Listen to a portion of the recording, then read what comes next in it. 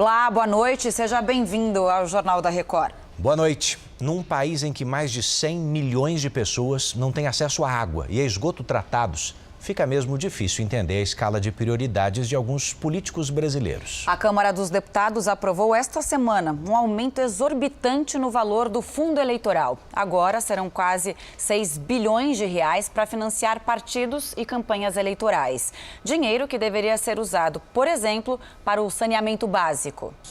Embaixo da palafita, lixo, esgoto e larvas se multiplicam. É aqui que a Maria mora com os filhos e o marido. 11 pessoas vivem nesse ambiente. Ninguém tem emprego. A família passa um mês apenas com a renda de R$ 290 do Bolsa Família. O meu maior sonho que eu tenho na minha vida é isso.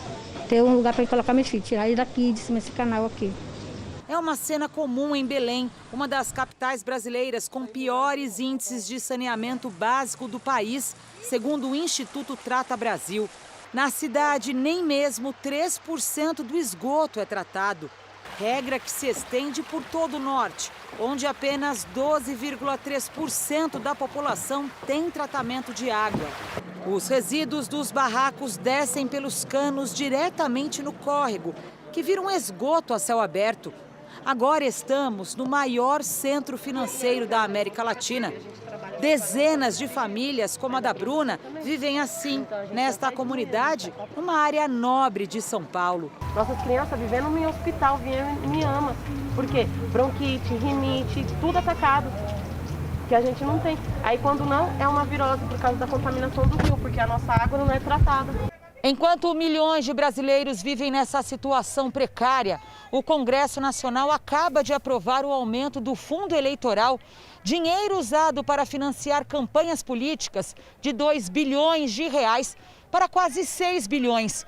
Isso representa mais dinheiro em um ano para os partidos do que o total gasto com o saneamento básico no Brasil nos últimos 5 anos.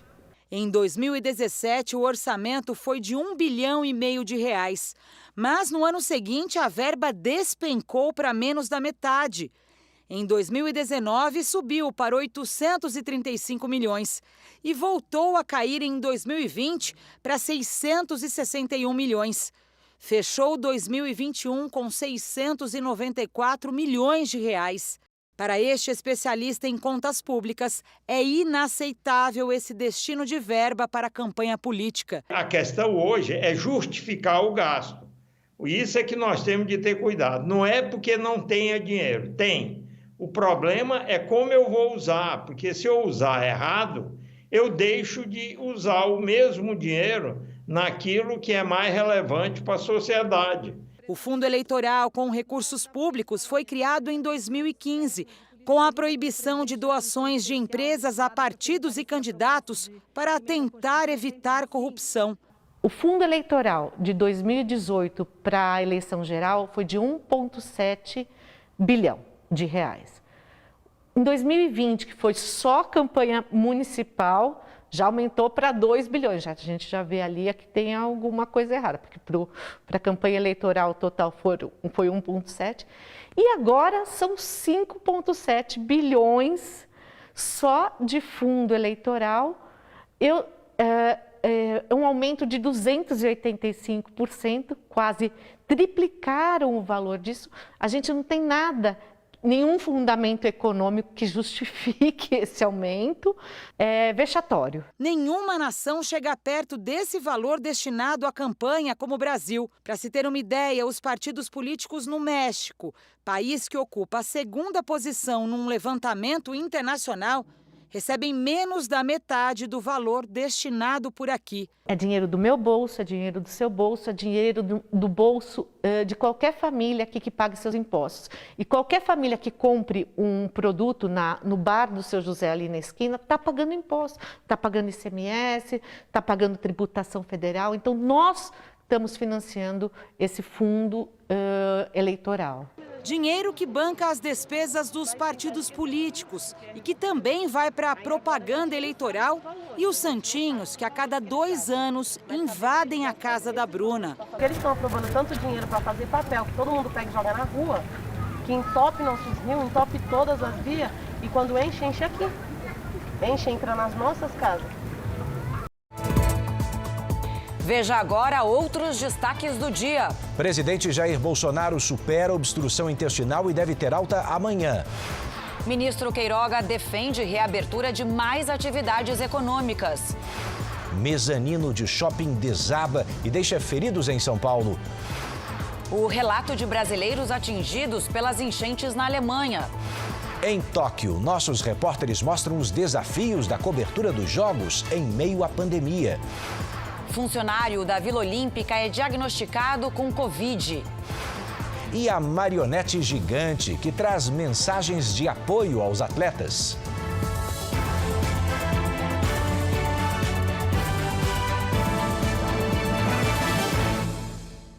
Oferecimento crédito imobiliário Bradesco. Taxa a partir de 3,95% ao ano.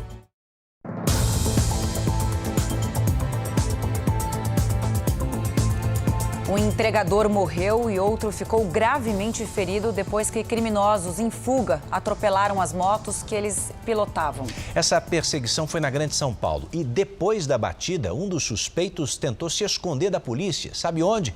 Em cima de uma árvore. Esta mulher que aparece fugindo tinha acabado de ser assaltada. Quando foi abordada pelos criminosos, ela estava no ponto de ônibus em frente ao condomínio onde mora. Eles chegaram do nada, desceram dois, pegou a mala, pegou a bolsa, pegou tudo e sumiram. Os 4 criminosos estavam neste carro preto, roubado momentos antes. O grupo ainda fez um arrastão pelas ruas de Itaquaquecetuba, na Grande São Paulo.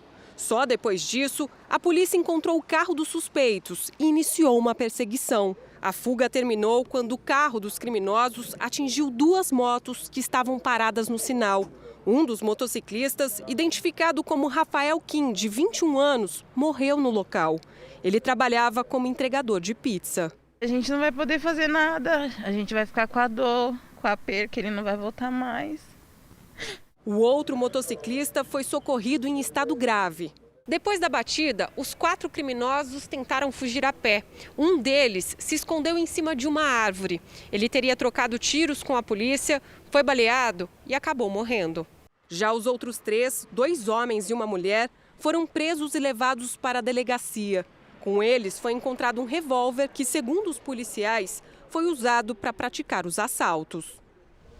A gente te leva agora até Petrópolis, região serrana do Rio, onde uma mãe e o marido foram presos suspeitos de torturar e matar a filha de 4 anos. Em depoimento, inclusive, o padrasto confessou o crime.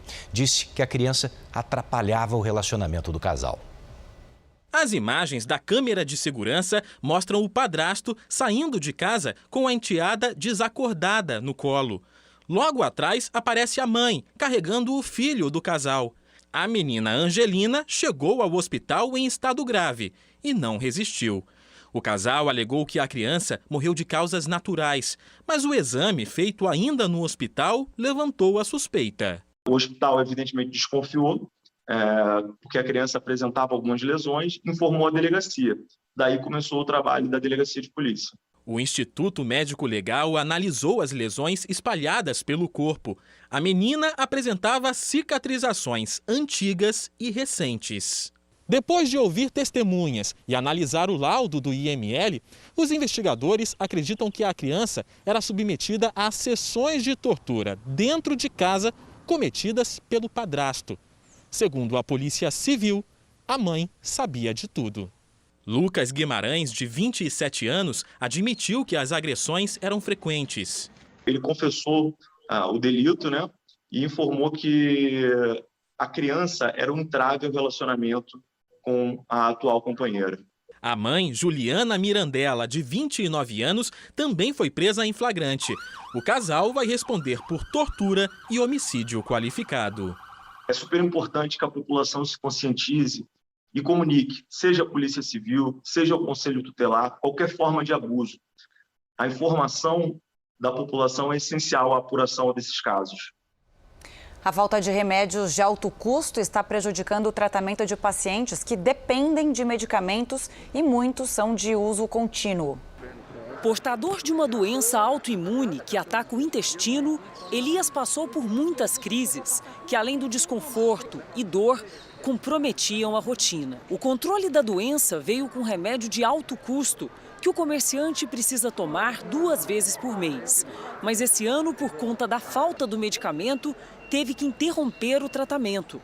Cheguei a passar 3 meses sem tomar um remédio, porque eu já tenho uma dieta regrada, muitos alimentos já começam a te fazer muito mal. Quando você chega lá na farmácia, o que eles falam para você? Não tem previsão. Hoje, Elias tentou mais uma vez nesse posto em São Paulo. Chegou o remédio, só que não é garantia que chegar aqui terça-feira eu vou tomar ele. Adriana, que mora em Belo Horizonte, usa o mesmo medicamento, que também é indicado para outras 2 doenças raras e autoimunes. Um direito que só veio depois de muito sofrimento e uma ação na justiça. Mesmo assim, há 3 meses, ela não consegue receber as doses. Eu já tinha conseguido entrar em remissão, num controle, numa estabilidade, mas estou aí de novo à mercê de novas crises. Me impedem de trabalhar, me impedem de andar.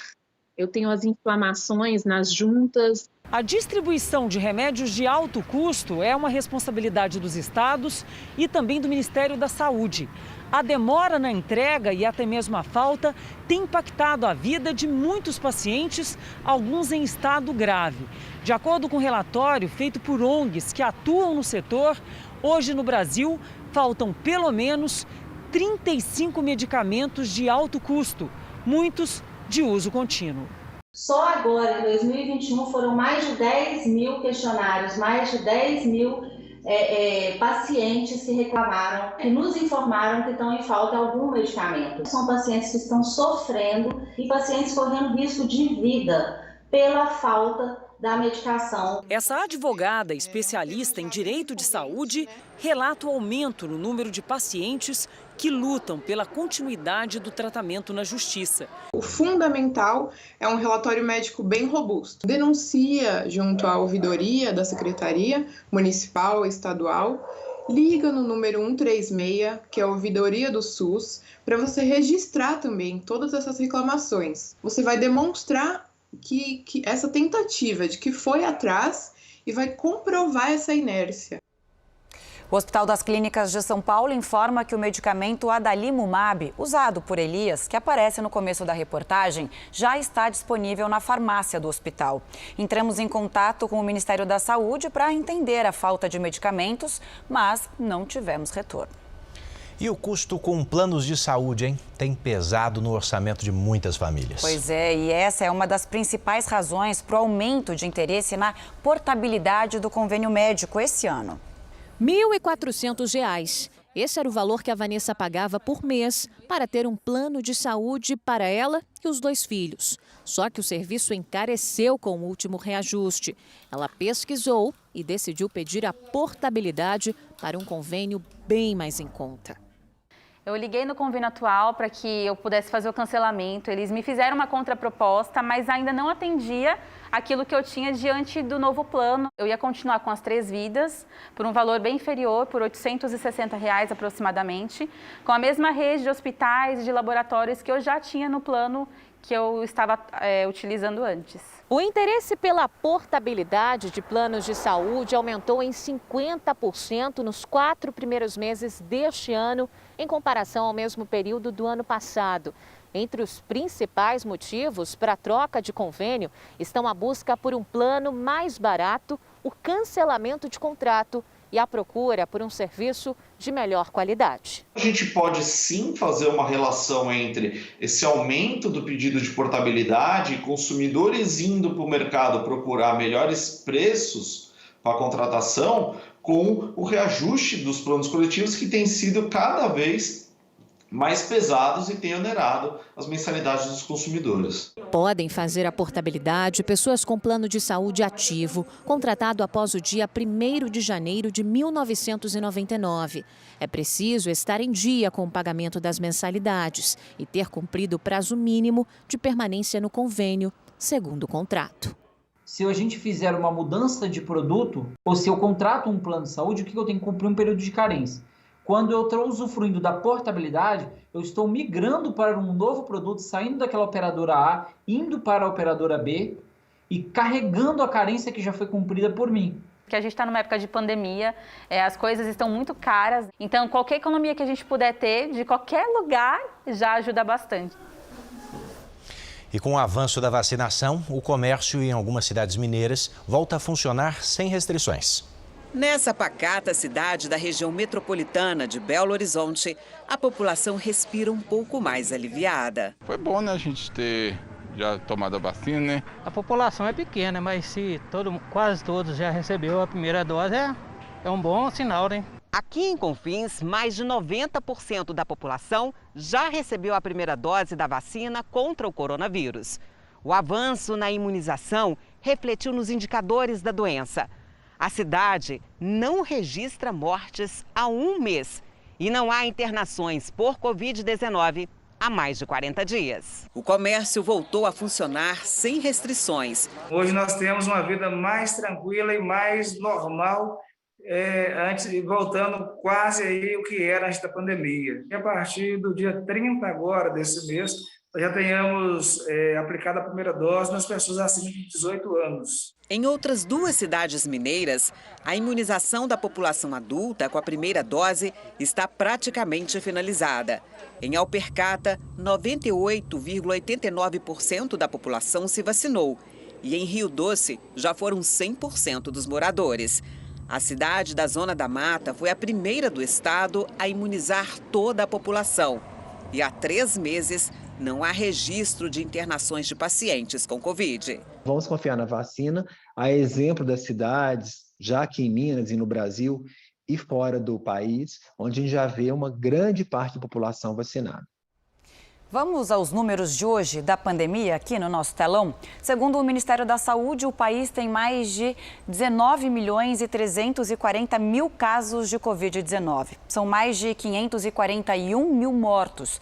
Foram 868 registros de mortes nas últimas 24 horas. Também entre ontem e hoje, mais de 31.500 pessoas se recuperaram. No total, já são mais de 17.980.000 pacientes curados e mais de 817.900 seguem em acompanhamento.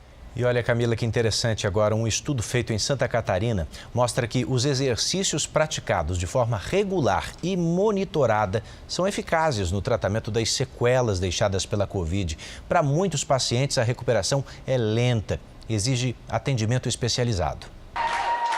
A festa na saída do hospital foi o início de uma nova fase do tratamento. Marcos passou mais de 9 meses internado em Joinville, em Santa Catarina. Com os pulmões comprometidos, problemas nos rins, úlceras e trombose, ele chegou a ficar 58 dias na UTI. Teve um momento de desespero, que pedia a Deus, eu pedia, meu Senhor me leva, porque eu não aguento mais isso e eu acho que a minha família não merece ficar sofrendo desse jeito. Depois da longa internação, Marcos ainda precisa voltar ao hospital todos os dias para trocar os curativos e faz fisioterapia para recuperar os movimentos dos braços e das pernas. Cansaço e falta de ar são os problemas mais comuns para quem teve a Covid. Mas como o vírus atinge todas as células do corpo, as sequelas podem ser as mais variadas. Um estudo feito em Araranguá, Santa Catarina, avalia 30 pacientes que enfrentam as consequências da doença. O projeto de pesquisa aplica exercícios físicos como forma de tratamento. Devido aos riscos, as atividades são feitas dentro de um hospital. Os pacientes recebem atendimento individualizado, de acordo com o tipo e a gravidade das sequelas. O programa de 8 semanas envolve atividades aeróbicas e fortalecimento muscular. A gente vê então que os exercícios físicos de uma intensidade moderada, realizados de forma regular, conseguem diminuir em até 90% as sequelas desses pacientes. Para quem já passou pelo pior, é mais um passo importante no processo de recuperação. Eu sei que a batalha vai ainda ser um pouco longa, mas a gente está aí para isso. O presidente Jair Bolsonaro deve ter alta amanhã. Ele está desde quarta-feira internado num hospital aqui em São Paulo. Segundo a equipe médica, o estado de saúde do presidente é considerado muito bom. O ex-presidente da Fiesp, Paulo Scaff, esteve hoje no hospital onde Jair Bolsonaro está internado. No quarto, o presidente participou da inauguração de uma agência bancária. O vídeo foi transmitido ao vivo por uma rede social. Bolsonaro falou em voltar logo à rotina. Estou louco para voltar para trabalhar, rever os amigos, voltar para o seio da família e realmente botar o Brasil para andar. Isso é que todos nós queremos. Segundo o boletim médico divulgado à tarde, Bolsonaro continua evoluindo satisfatoriamente, apresentando melhora clínica e laboratorial. O presidente passou a receber dieta cremosa não fermentativa. Segundo o médico que acompanha Bolsonaro, esse tipo de alimentação ajuda a evitar a formação de gases no paciente. A aderência existe em todo mundo que fez cirurgia abdominal, mas ele não tem obstrução. Se a evolução do quadro de saúde continuar no mesmo ritmo, Bolsonaro deve receber alta aqui do hospital amanhã. Mas antes, os médicos vão decidir se a alimentação cremosa deve ser substituída por uma dieta pastosa. Antônio Macedo disse ainda que nunca pensou em submeter o presidente a uma cirurgia emergencial, mas que Jair Bolsonaro vai precisar mudar os próprios hábitos para evitar casos mais graves de obstrução intestinal. Mastigar bem a comida, comer uma comida mais leve, fazer exercício, caminhada, tudo isso é importante.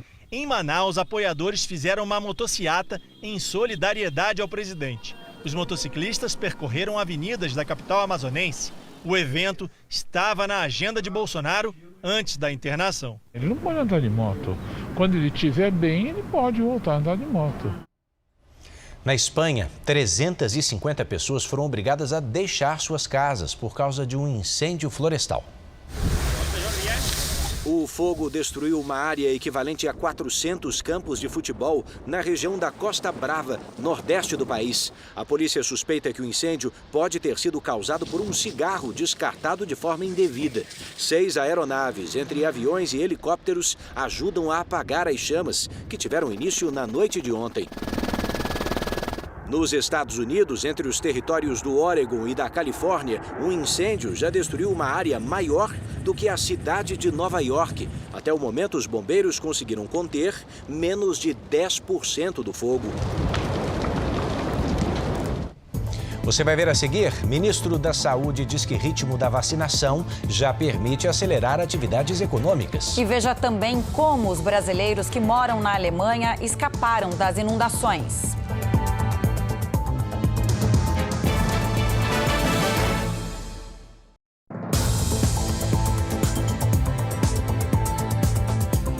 Subiu para 7 o número de mortos na queda de uma torre de transmissão de energia no Pará. Outras 4 vítimas continuam internadas.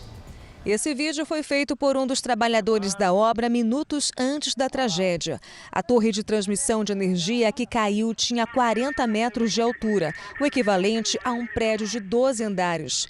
O acidente aconteceu no município de Pacajá, a 600 quilômetros da capital Belém. Todas as vítimas foram encaminhadas para o hospital da cidade. Familiares e amigos chegavam a todo momento em busca de notícias. Apesar dos esforços, 7 operários não resistiram aos ferimentos. 11 feridos foram levados para os municípios de Altamira e Tucuruí. 7 já receberam alta e 4 seguem internados. A torre fazia parte do projeto que busca levar energia elétrica da usina de Belo Monte para o estado do Amapá. Em nota, a empresa responsável pela obra informou que tem dado apoio às famílias e que tem colaborado com as investigações. As atividades no local foram suspensas. As causas do acidente ainda são desconhecidas. Na manhã de hoje, os funcionários fizeram um minuto de silêncio em homenagem às vítimas e em seguida aplaudiram.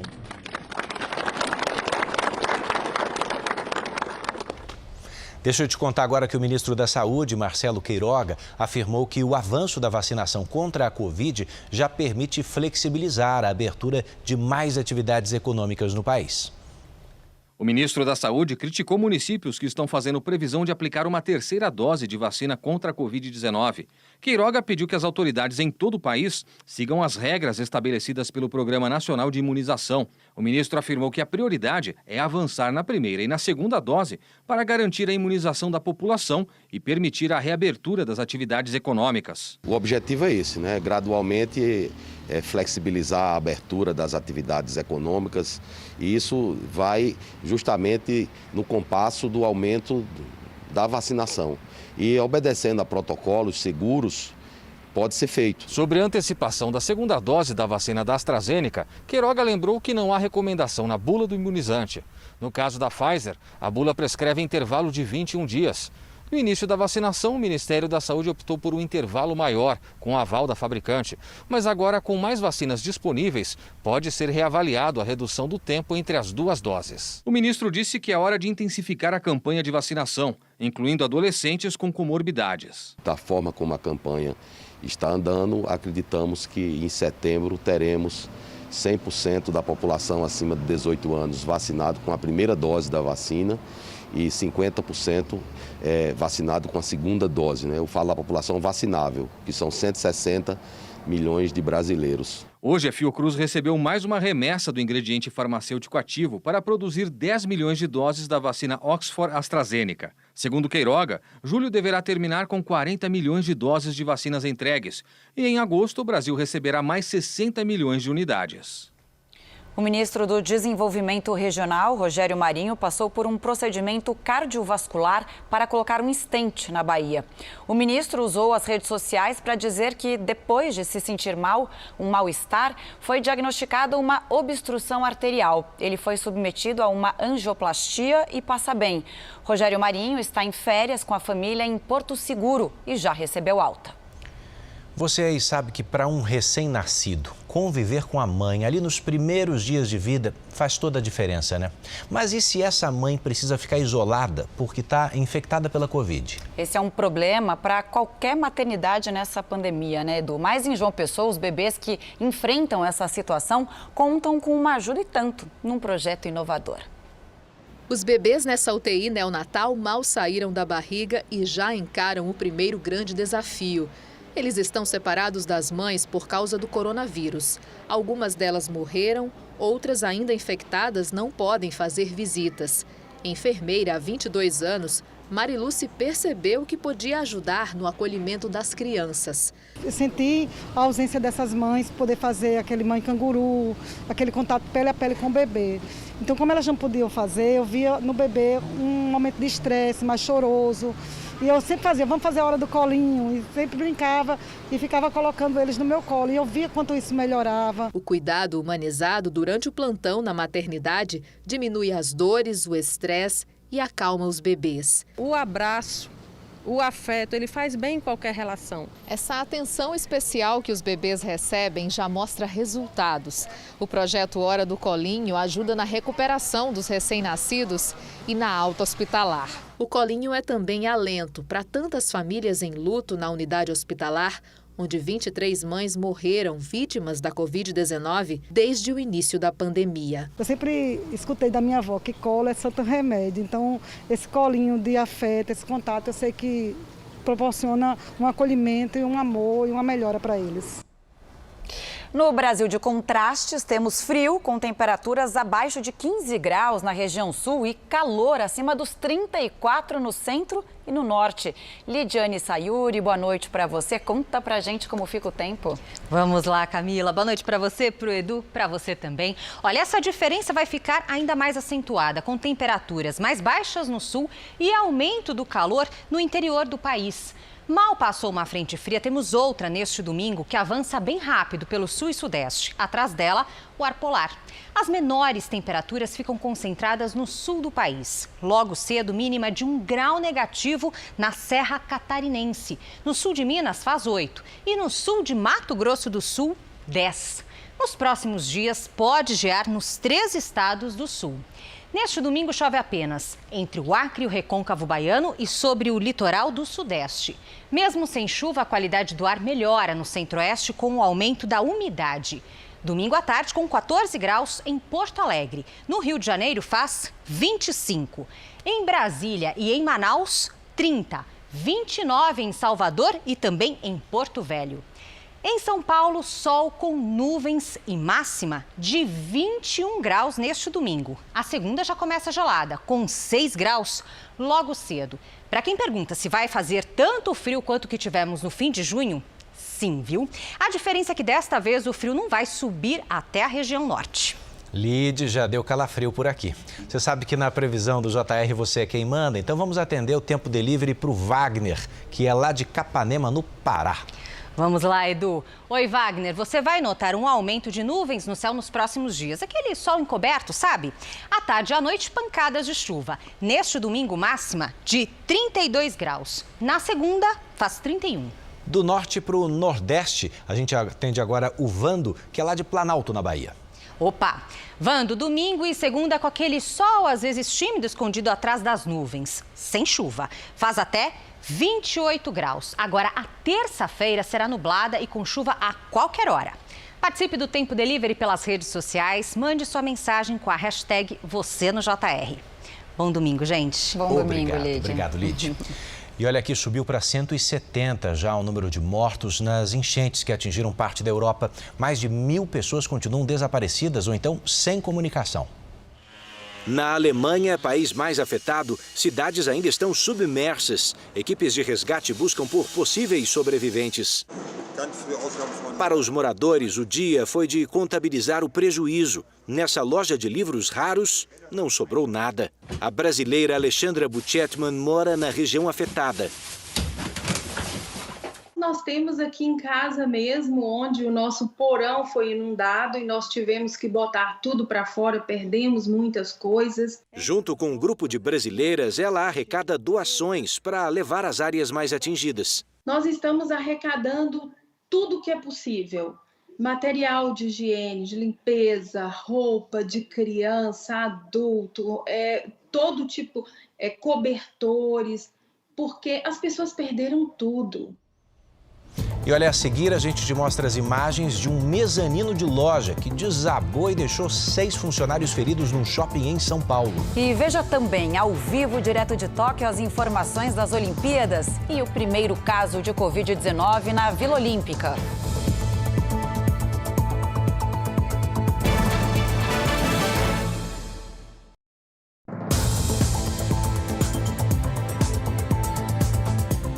Já estamos de volta para você saber que o consumo de uma bebida que é feita de refrigerante e xarope para tosse está crescendo entre os adolescentes. Essa mistura é considerada uma droga perigosa. É que a substância do medicamento, que serve para aliviar a dor, pode causar dependência e até matar. Essa bebida roxa, feita com balas e refrigerantes, não tem nada de inofensiva. O problema está na composição de um terceiro ingrediente, o xarope para tosse à base de codeína, um derivado do ópio usado como anestésico.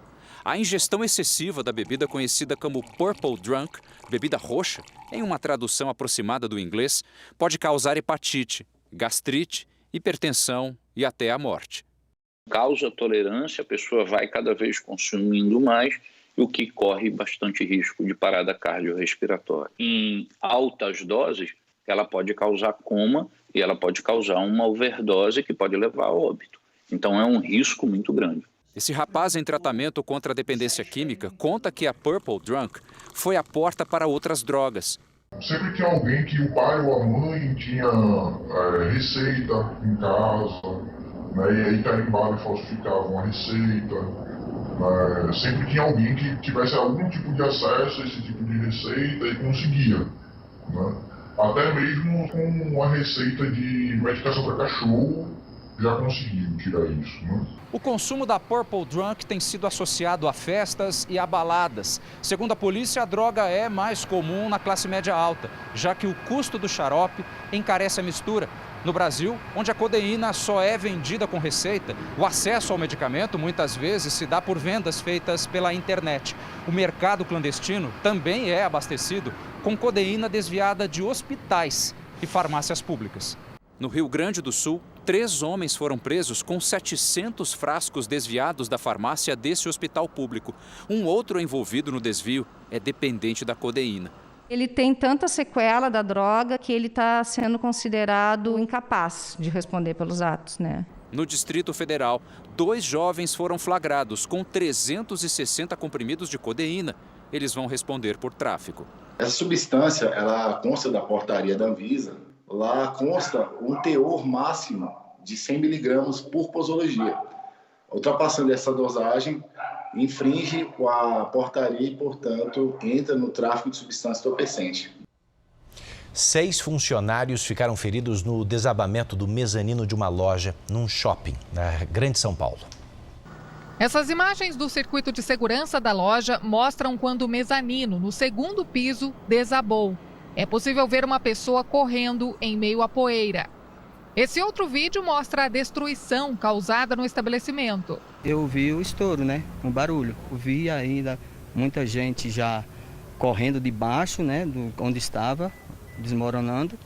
E aí eu resgatei também uma pessoa, saí empurrando ela e o estoque foi descendo em cima da gente, mas nós conseguimos chegar primeiro do que os entulhos em cima da gente. A loja, que vende artigos de decoração, fica dentro desse shopping em Barueri, na região metropolitana de São Paulo. A suspeita é que o mezanino estivesse muito pesado, com materiais estocados, o que poderia ter provocado o desabamento. Um ex-funcionário do estabelecimento disse que desconfiava que a estrutura pudesse desabar. Era muita carga, era muita mercadoria que chegava, então a gente previa que uma hora, e inclusive estava dando alguns sinais que ia acontecer alguma coisa. Segundo o Corpo de Bombeiros, 6 pessoas foram levadas ao pronto-socorro. O DJ Ives, preso por agredir a ex-mulher, divulgou hoje um vídeo pedindo desculpas. Segundo o advogado do músico, a gravação foi feita 20 minutos antes dele ser detido pela polícia. Chorando, DJ Ives se desculpou com a ex-esposa Pamela Holanda e assumiu o erro. Eu tô passando aqui para dizer para cada um de vocês, para você que é mãe,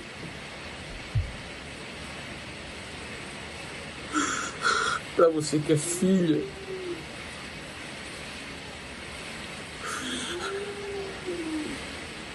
para você que é pai, para você que é família,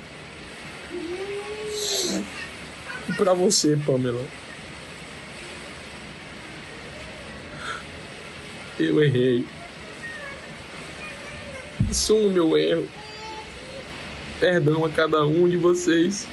Vídeos gravados no apartamento do casal mostram o músico dando socos e chutes em Pamela. As agressões estariam acontecendo desde dezembro do ano passado. DJ Ives foi denunciado por violência doméstica. Ele foi preso quinta-feira e está num presídio em Aquirás, na região metropolitana de Fortaleza. E foi preso no Rio Grande do Sul o médico suspeito de abusar de mais de 90 pacientes. A namorada dele também é investigada agora e vai responder por crimes como calúnia e difamação. Klaus Wietzk Brodbeck estava em Gramado, na Serra Gaúcha, quando foi preso preventivamente. O cirurgião plástico é investigado por assédio e abuso sexual de pelo menos 95 pacientes. As vítimas afirmam terem sido abusadas durante consultas médicas e cirurgias. Toques lascivos por parte do médico, as propostas de trocar, eventualmente, ou aumentar um procedimento em troca de favores sexuais. A investigação começou no início do ano, quando 12 pacientes procuraram a delegacia da mulher para denunciar o cirurgião. Até agora, a Polícia Civil já ouviu vítimas do Rio Grande do Sul, Santa Catarina, São Paulo, Rio de Janeiro e Minas Gerais. Os abusos teriam acontecido entre a década de 90 e o ano passado. O médico também responde por abuso de vulnerável. A namorada do cirurgião, Amanda Vasconcelos, é investigada pelos crimes de difamação, calúnia e coação de testemunhas. Ela teve o celular apreendido depois que postou um vídeo em tom de ameaça em uma rede social. Ela também teria tentado comprar o silêncio de uma testemunha. Em nota, a defesa de Klaus afirma que o médico colabora com as autoridades e que vai provar a inocência. Tentamos entrar em contato com Amanda Vasconcelos, namorada do médico, mas não tivemos retorno. Esse final de semana está sendo marcado mais uma vez por aglomerações e festas que não deviam acontecer. No Rio de Janeiro, fiscais da Vigilância Sanitária dispersaram mais de 300 pessoas numa boate. O lugar não tinha autorização para funcionar como uma casa noturna. Mas o que os fiscais da Vigilância Sanitária encontraram na última madrugada foi uma estrutura pronta para festas na Barra da Tijuca, zona oeste do Rio.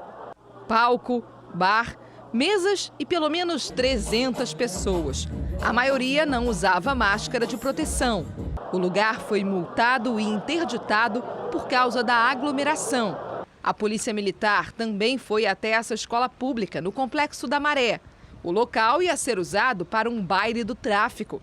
Havia bebidas no pátio, drogas foram apreendidas e mais de 50 pessoas levadas para a delegacia. Houve confronto com traficantes e as principais vias expressas do Rio foram bloqueadas. Desde o início do ano, 150 eventos clandestinos foram encerrados na capital fluminense. Em Porto Alegre, 900 pessoas foram dispersadas de festas em 2 bairros. Na zona leste de São Paulo, um baile funk reuniu centenas de pessoas. A aglomeração na rua durou toda a madrugada. Aqui no Rio, as festas e o funcionamento de boates continuam proibidos na capital. As restrições estão mantidas até o dia 26 de julho.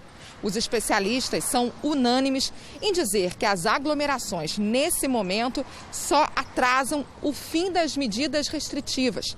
O vírus continua circulando e sendo transmitido, mesmo que uma parte da população já esteja imunizada. Então é fundamental que a gente assuma a responsabilidade coletiva que a gente tem com o outro. Nesse momento, a gente está conseguindo avançar com a vacinação. Então é fundamental que a gente mantenha isso, sobretudo para a gente poder manter tudo em funcionamento, né? Manter o comércio aberto, manter as pessoas circulando. Agora, um registro importante. O Brasil está completando hoje 6 meses de vacinação contra o coronavírus. Nas últimas 24 horas, veja comigo aqui, mais de 1.129.000 pessoas receberam as aplicações da primeira e da segunda doses. Hoje o Brasil tem, inclusive, veja, mais de 88 milhões de vacinados com a primeira dose e mais de 33 milhões que completaram a imunização. Vamos dar uma olhada na realidade cearense. Por lá, 3.612.000 moradores tomaram a primeira dose da vacina, 39,32% da população. Na Paraíba, enquanto isso, mais de 1.496.000 moradores foram imunizados, o que representa 37% do total. No Rio de Janeiro, quase 7 milhões de pessoas receberam o imunizante, quase 40% dos moradores. E em São Paulo, chegamos hoje a 23 milhões de pessoas vacinadas com a primeira dose, portanto, quase 50% dos paulistas. No portal r7.com, você pode acompanhar a situação aí do seu estado num mapa interativo como esse. Depois de se curarem da Covid-19, muitos pacientes ainda enfrentam um outro desafio: os sintomas prolongados da doença. Na Europa, o tratamento em diferentes ambientes e altitudes pode ajudar a acelerar a recuperação. Nos Alpes suíços, pacientes da Covid-19 se recuperam das sequelas deixadas pelo vírus. O Centro de Reabilitação, que um dia já foi referência para tratamento de tuberculose, agora recebe uma nova geração de pessoas que sofre o efeito de uma outra doença respiratória. Very limited in their physical activities. Eles chegam extremamente cansados, explica um dos médicos responsáveis. O ar fresco, a luz solar e o clima ajudam na recuperação dos internados. Tinha sérios problemas cognitivos e respiratórios, relata este homem. Mas após 6 semanas de tratamento, ele está pronto para ir para casa. Hoje, até 10% da ocupação é para pacientes que se curaram da Covid-19. Um cuidado pouco acessível. O tratamento neste centro pode custar o equivalente a R$ 135 mil. 1 em cada 10 pacientes que se curaram da doença sofre com algum sintoma prolongado nas 12 semanas após a fase aguda da infecção ou ainda por muito mais tempo. Cuidar não apenas dos doentes, mas também daqueles que já se recuperaram é um grande desafio para os governos. Segundo a Organização Mundial da Saúde, a Covid vai sobrecarregar os sistemas de saúde por muitos anos. O polonês Joseph Biros, de 58 anos, sabe bem o que essa lenta recuperação significa. Ele contraiu a doença em novembro do ano passado e ainda tenta superar as sequelas. Coisas simples como amarrar os sapatos me deixam sem ar, explica o aposentado. Ele faz parte de um grupo de reabilitação que passa por tratamento dentro de uma mina de sal perto da Cracóvia, na Polônia. Os especialistas explicam que o microclima dentro da mina ajuda na recuperação de problemas respiratórios. O ar chega às salas subterrâneas por uma série de corredores de sal e, graças a isso, é limpo dos poluentes que estão na superfície, diz a médica responsável. Os benefícios dos tratamentos dentro da mina são conhecidos desde o século XIX. Conhecimento do passado que Joseph espera que o ajude a superar os problemas do presente. Surpreendente, hein? A Camila estava me perguntando quais são os destaques do Domingo Espetacular de amanhã. A Carolina Ferraz está chegando. Mistério na morte da modelo brasileira no Chile. A polícia investiga o que teria provocado a queda de Nayara Witt do 12º andar do prédio onde morava com o namorado. Depoimentos afirmam que os dois teriam brigado pouco antes da tragédia. Exclusivo. Roberto Cabrini entrevista a mulher que ficou conhecida como a Barraqueira dos Jardins. Numa festa clandestina, ela foi flagrada insultando policiais e moradores de comunidades. Você admite que essa frase, vão pra favela, soa como preconceituosa? Polêmica. Cid Moreira decide deserdar o filho adotado por ele há 16 anos. Mas será que isso está dentro da lei? Qual a versão de Roger, o filho renegado pelo famoso apresentador? 50 anos de casamento e quase isso de parceria musical. Como é bom te amar e se entregar. A dupla mais romântica do Brasil vai voltar aos palcos. Afinal, qual é o segredo de Jane e Erondi? O teu corpo é luz, sedução. É neste domingo espetacular, logo após a Hora do Faro. Até lá. A audiência está garantida. Que bom. Mudando de assunto, o teatro está mudando a vida de moradores da Cidade de Deus, comunidade carioca marcada pelos altos índices de violência. É um verdadeiro divisor de águas. Há 11 anos, um projeto social abre as portas da cultura para crianças e adolescentes dessa região. E quando a gente anda assim, automaticamente o nosso corpo já vai ganhando uma forma de algum personagem. O João descobriu aos 14 anos que a arte tem um poder que ele desconhecia. E a cabeça é a última coisa que chega, tá? A Emily descobriu aos 9. E o Fabrício há pouco mais de 1 ano. Cada um no seu tempo. Mas todos viram a vida ganhar cores quando começaram a fazer aulas de teatro em um projeto na Cidade de Deus, uma das comunidades mais violentas do Rio. Mudou minha vida completamente, meu olhar, de ver as coisas diferentes, de enxergar coisas que eu fazia, que eu achava super normal. E, na verdade, não. Aquilo pode virar arte, aquilo é uma coisa muito artística. Antes de participar das aulas, o João queria ser jogador de futebol, mas ele mesmo viu que era melhor fazer outra coisa. Ou pelo menos experimentar esse sonho de outra forma. Antes de atravessarem aquela porta, muitos desses jovens passavam o dia na rua, às vezes não queriam ir para a escola e eram rebeldes em casa. Depois que eles entraram aqui, passaram a escrever um roteiro de vida que eles nem imaginavam que pudesse existir. Aqui, eles descobriram que podem sonhar e ser o que quiserem. E a todos que acreditaram em mim para que o dia de hoje fosse possível trazer esse título para nossa seleção, com certeza eu estou muito feliz sim com esse gol, tá? Quando eu estou ali, eu sou jogador de futebol. E isso que me motiva, assim. Tudo que eu queria ser, eu posso ser e eu sou agora. É até difícil para Juliana lembrar como era o comportamento do Fabrício antes do teatro. Muito rebelde e se comunicava muito pouco. Só queria ficar no celular. Aí falava alguma coisa com o Fabrício, sempre era uma resposta agressiva. Mais difícil que administrar a rebeldia do filho era o medo. Porque como moramos em comunidade, né? Tem vários caminhos e o mais fácil, né, é o que a gente está vendo ali no dia a dia. Eu fiquei com medo dele seguir pela vida errada. Depois de conhecer as artes cênicas, um novo mundo se abriu para o Fabrício.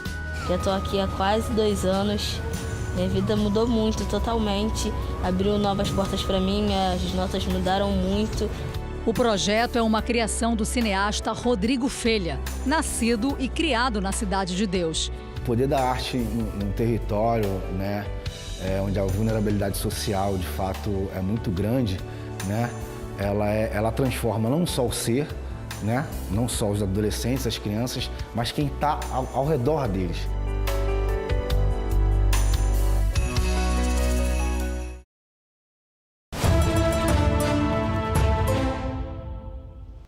Hora de levar você para viajar. Vamos para o Japão, onde a nossa equipe se prepara para a cobertura dos Jogos Olímpicos de Tóquio. Um evento único e dessa vez fora do comum. Você vai ter aqui no JR os detalhes e também os bastidores dessas Olimpíadas que prometem entrar para a história.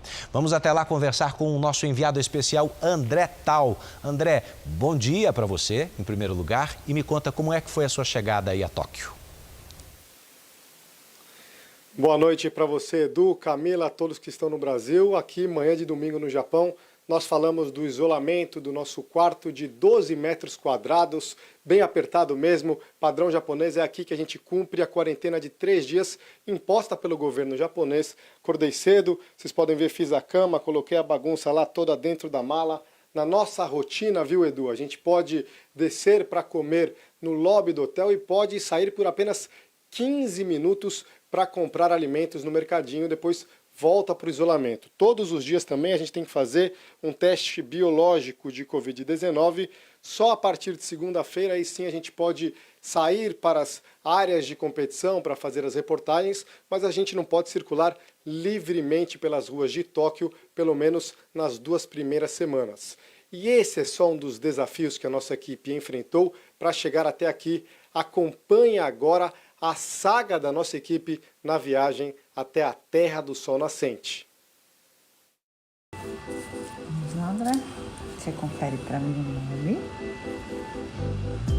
Faltam 4 dias para a gente começar a nossa jornada até o Japão e já começaram os protocolos de biossegurança. Esse é o primeiro dos muitos testes de PCR que a gente vai fazer.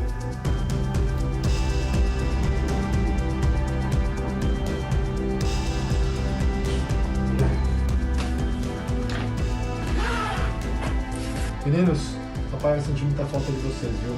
Boa viagem, papai!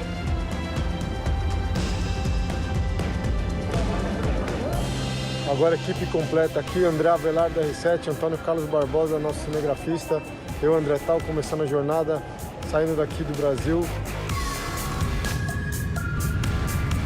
Primeiro trecho entre São Paulo e Doha, são mais de 14 horas, normalmente um trecho difícil, longo.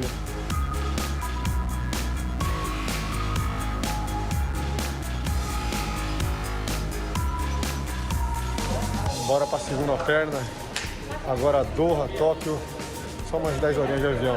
Vamos que vamos, tá leve. Bora, tá chegando.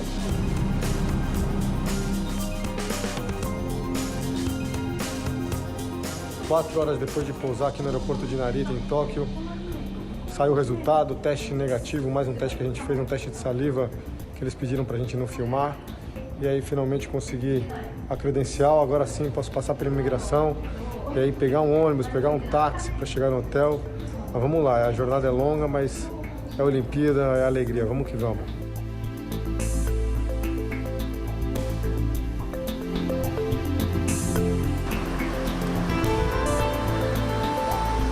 Depois de 40 horas de viagem, finalmente chegando no hotel. Quartinho aqui apertado, é o quartinho da quarentena nos próximos dias. É aqui que a gente vai ter que passar o tempo.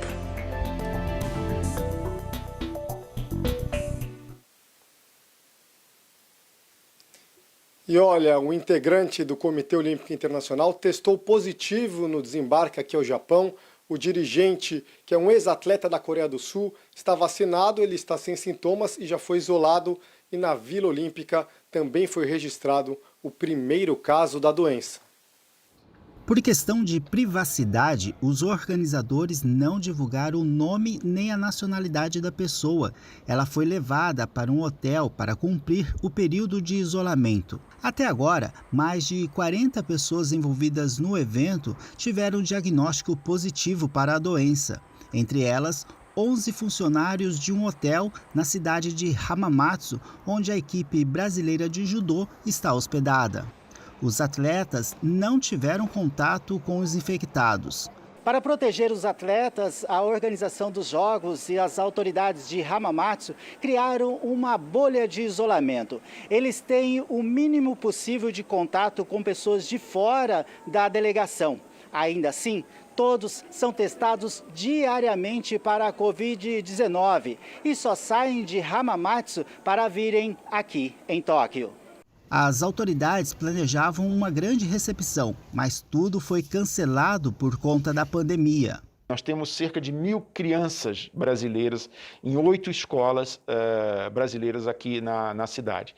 E essa turma vai torcer pelo Brasil, independente de ter presença ou não nos Jogos Olímpicos, né? Os atletas seguem firmes na busca por medalhas. Para o judoca Eduardo Katsuhiro, estar em Hamamatsu é voltar à infância, já que morou na cidade quando era criança. Só de estar ali na cidade onde eu cresci, eu vou ter uma energia diferenciada, recarregar minha energia. Eu creio que vou chegar mais forte no dia que eu vou lutar. E um visitante especial chegou aqui à capital japonesa. É uma marionete gigante que faz parte do Festival Cultural dos Jogos. O boneco foi criado na área atingida pelo tsunami de 2011 e, para os japoneses, representa força e bondade. Conta a lenda que os moradores de uma vila brincavam, quando de repente um gigante adormecido abriu os olhos.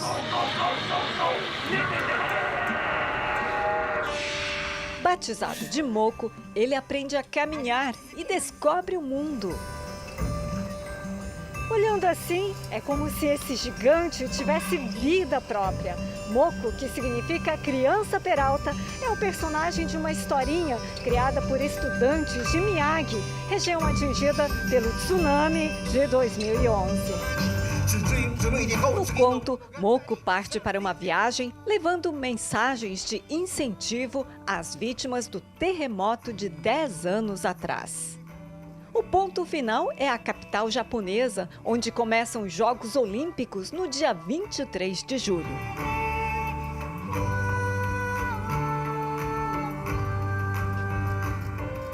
Içado através de cordas por um guindaste, a marionete de 10 metros de altura é comandada por uma equipe de profissionais e voluntários.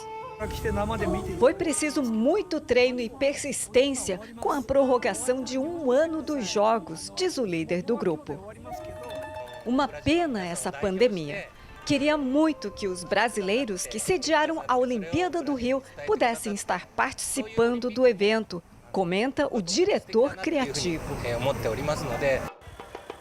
Aqui no Japão, Moko passou por algumas cidades, colhendo e levando as mensagens dos moradores até a capital japonesa. Moko faz parte de um festival cultural da Olimpíada de Tóquio. Ele vem numa caminhada solitária, sem público presente. Mas vem carregado de mensagens de esperança para as vítimas do tsunami, para os atletas e para o mundo.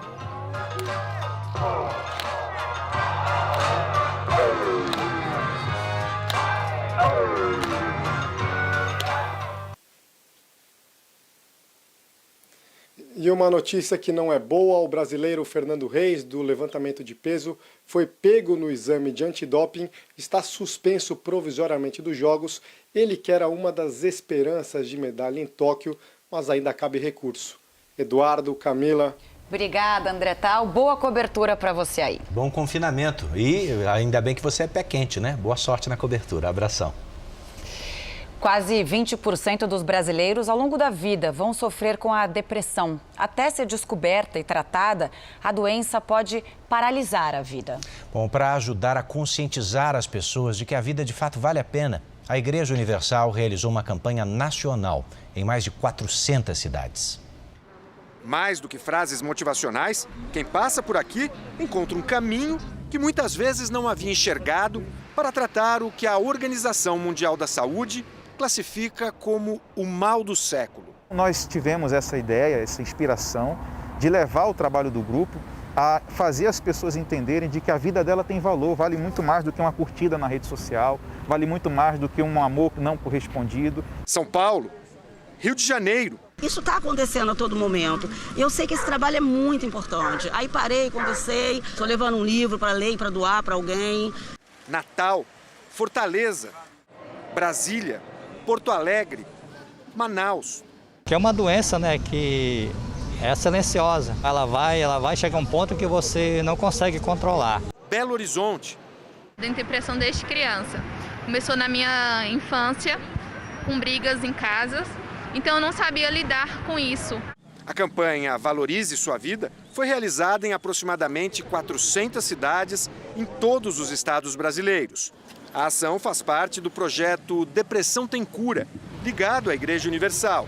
Os voluntários orientam pessoas que procuram ajuda para se livrar da depressão, ansiedade e síndrome do pânico. As pessoas hoje estão estressadas na correria do dia a dia. Muitas delas não têm com quem desabafar, não têm com quem conversar. E vendo uma ação como essa, pessoas disponíveis a ouvir, ela chega aqui triste e ela sai sorrindo. Tudo porque uma palavra fez ela se sentir melhor. A depressão afeta não apenas a saúde mental, direta ou indiretamente, a doença compromete também a vida social e o organismo da pessoa. Porque depressão é a doença que mais incapacita no mundo, que mais faz as pessoas viverem por incapacidade e, inclusive, abrevia anos de vida, principalmente pelo aumento das doenças cardiovasculares. Então, depressão é uma doença bastante incapacitante, que causa bastante sofrimento. É uma doença, curiosamente, que desde os primeiros manuais de medicina da história na Grécia Antiga, ela já era descrita, mas ainda existe preconceito a respeito. Preconceito e desconhecimento sobre uma doença cada vez mais frequente em todo o mundo. As estatísticas da depressão, elas são bastante sedimentadas na literatura mundial. Em torno de 18% das pessoas ao redor da vida vai ter pelo menos um episódio depressivo. Entre os voluntários da campanha, muitos já passaram pelo problema, como a personal trainer Larissa. Com certeza é a doença da alma, que você não tem palavra para descrever a angústia que você sente. Isabela sofreu de depressão por 3 anos. Eu quero mostrar para elas que não, que existe um jeito sim, que a gente pode ser feliz sim, que essa coisa de não, você nunca vai ser feliz, é tudo mentira. Existe uma felicidade. Agora elas ajudam quem enfrenta o mesmo tormento. As pessoas que se interessam pelo projeto preenchem uma ficha e depois recebem acompanhamento virtual e presencial. Muitos têm o primeiro atendimento ali mesmo na rua, para dar uma palavra de apoio, uma esperança. Música para os ouvidos de quem precisa.